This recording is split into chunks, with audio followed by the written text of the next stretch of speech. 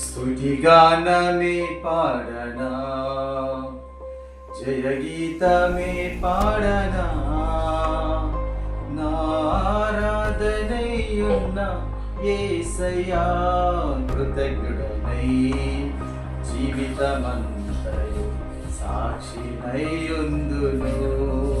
స్తుతిగానమే పాడనా, జయగీతమే పాడనా, నారాధనయున్న యేసయ్యా కృతజ్ఞుడనై జీవితమంతయు సాక్షినైయుందును. దేవునికి ఎప్పుడు మనం కృతజ్ఞత కలిగి ఉండాలి. ఎందుకంటే మనం ఆయన సాక్షులమై ఉన్నాం.